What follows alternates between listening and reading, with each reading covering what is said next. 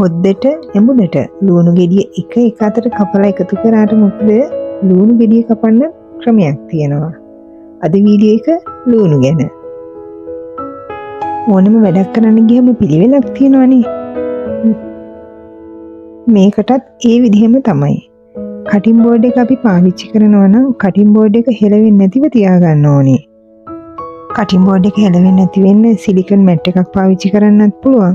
ඒ වගේමයි පිට සර්වියට් එකක් පාවිච්චි කරන්නත් පුළුවන්. ලුණු සුද්ධ කරනකොට මෙන්න මේ විදිහට දෙපැත්ත මේ විදිහට අයිනෙන් කපලා ඉවත් කරාම මැද කොටස විතරයි යාට ගලව ගන්න තියෙන්නේ. මේකත් ලේසි ක්‍රමයක්.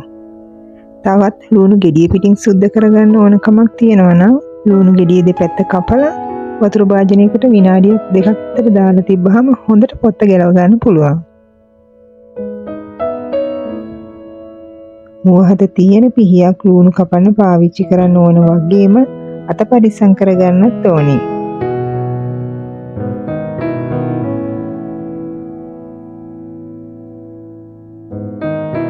මෙන්න මේ විදිහට ඔන්න බලන්නකො දැක්ක නේද? මේ මම හරියටම විනාඩියක් විතර වගේ තමයි වතුරට දාලා තිබ්බේ. මේ කොච්චර ලුණු කපන විදි තිබුණත් ඉතින් අපි අපටම ආවේනික ක්‍රම වලට තමයි ලුණු කපන්නේ. මේවත් ඉතින් හදිස්සියකට දානකට මගුලකට වගේ අපි දැනගෙන ඉන්න එක වටින නිසා ඔන්න මම වීඩියෝ එකක් කරන්න හිතුවා. මෙන්න මේ විදිහට කපන ලුණු අපට පුළුවන් බෙදුමට ඒ වගේම සීනි සම්බවලට එකතු කරගන්න. ලුණු මේ විදිහට කපනකොට අර මැද තියෙන ඝනකම කොටස මුලින්ම කපලා අයින් කරගන්න ඕනේ. මේ බලන්නකො මැද ඝනකම කොටස කපලා ඉවත් කරගත්තාම සීරුවට මේ ලුණු කැලි වෙන් කරගන්න පුළුවන්. ක්‍රමය තමයි මේ විදිහට ටිකක් විතර මහතට කපන්න ඕනේ. මේ ප්‍රමාණයට කපන ලුණු අපට සලාද වලට එකතු කරගන්න පුළුවන් පිපිඤ්ඤා තක්කාලි වගේ. දැන් මේ දේවල් කරගන්න අලුත් ආම්පන්න වෙළඳපොලේ ඕන තරම් තියෙනවා. නමුත් ඉතින් අපේ තරුණ දුවලා මේවත් දැන ඉගෙනගෙන තියාගත්තම හොඳයිනේ. අපි දෙයක් දැනගෙන කියාගෙන තියන එක කිසිම දවසක නිර්පරාධ වෙන්නේ නැහැ. ඊට පස්සේ මේ ක්‍රමය අපි කපපු පැත්තට නෙමෙයි අනිත් පැත්තට. මේවත් ඔයාට එකතු කරගන්න පුළුවන් තෙල් දාන ව්‍යංජන සඳහා. සොඳුරු සීතලයාවේ ඔබට ලම්බේ රහසේ උණුමේ හැංගිලා පාවමුද ආකාසේ තම්පාත හැන්දෑවේ හිරු පසින වේයාවේ. මේ ලුණු ගෙඩිය 4ට කපලා පෙති ගලව ගන්න ඕන. මේ ක්‍රමයෙන් කපන ලුණු දෙවල් වලට එකතු කරගන්නත් පුළුවන්. සුලගේ අපදවටේලා පියන කමු ළඟටම වේ හද ගැහෙන හැම වෙලේ ඔබව මගේ මාපතුවේ හිම කන්නකින් සඟවා ගන්න බෑ ඔහොම බෑ ඇස්පියම්. ඊට පස්සේ මේ විදිහට කපන ලුණු ඔයාට අච්චාරු වලට දාන්න ගන්න පුළුවන්. මැලේ අච්චාරු වලට මෙහෙම කපන ලුණු එකතු කරගන්න පුළුවන්. හැබැයි ඉතින් මේ මොන ලුණු වලටත් වැඩිය ගුණදායක වෙන්නේ නම් ඉතින් අපේ දේශීය රතු ලුණු ගෙඩි තමයි. මේ පුංචිවට කපා ගන්න ලුණු පුළුවන් කට්ලට් වලට ඒ වගේම බිත්තර ඔම්ලට් වලට වගේ දේවල් වලට එක්කාසු කරගන්න.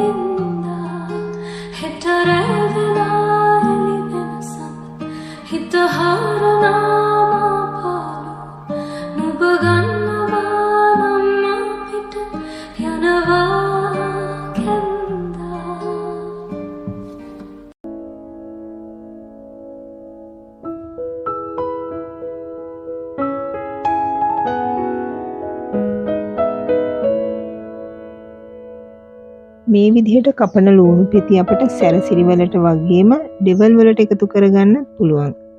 ඒ වගේම තමයි කෝන් පිටි මිශ්‍රණයක දාලා ගැඹුරු තෙලේ බෙදලා ගන්නත් පුළුවන්.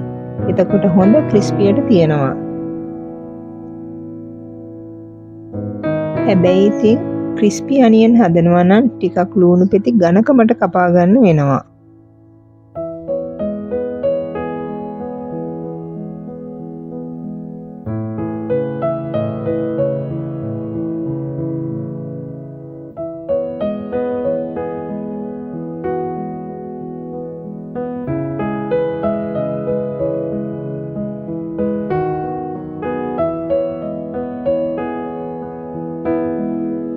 එතකොට මෙන්න මේ ලුණු කැපිල්ල නම් ඉතින් මටම ආවේනික විදිහට හදාගත්ත එකක්.